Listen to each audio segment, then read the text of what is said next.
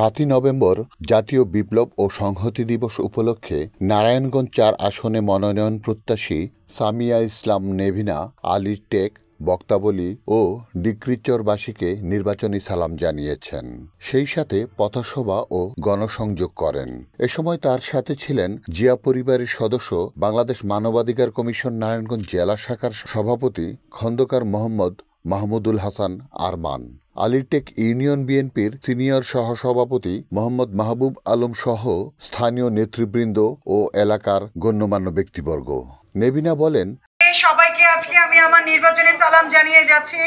ধানের শীষের পক্ষ থেকে আমি সামিয়া ইসলাম নেভিনা, বীর মুক্তিযোদ্ধা কমান্ডার সিরাজুল ইসলাম সিরাজ সাহেবের মেয়ে। উনি 91 থেকে 96 আপনাদের এই আলীরটেক গোগনগর ইউনিয়নের এমপি ছিলেন। আপনারাই তাকে নির্বাচিত করেছিলেন। আপনারা জানেন উনি কিন্তু পুরো বাংলাদেশের মধ্যে 1 নাম্বার হয়েছিলেন, সবচেয়ে বেশি ভোট পেয়েছিলেন। আজকে এই দুর্দিনে, এখন কিন্তু বিগত 16 বছর পরে একটা দুর্দিন চলছে। এই দুর্দিনে আজকে আমরা এসেছি আপনাদেরকে সালাম জানিয়ে যাচ্ছি, কারণ দেশটা গড়তে হবে। দেশের অবস্থা কিন্তু বেশি ভালো না, খুব একটা আমরা ক্রিটিক্যাল মোমেন্ট পার করছি। এখানে সবচেয়ে বড় যে জিনিসটা হবে, আপনাদের সচেতন হতে হবে। আপনাদের সচেতনতায় আমরা একটা সুন্দর দেশ গড়তে পারবো। আজকে বিপ্লব ও সংহতি দিবস ৭ই নভেম্বর, এটা হচ্ছে আমার স্বাধীনতা ধরে রাখার জন্য একটা দিন। সেটা আজকে এই দিনে আপনাদেরকে আমি সেই স্বাধীনতা রক্ষা করার আহ্বান জানিয়ে যাচ্ছি। আমাদের এখন কাজ হচ্ছে রাজনীতিকে সামনে আনা, দুর্নীতিকে দূর করা।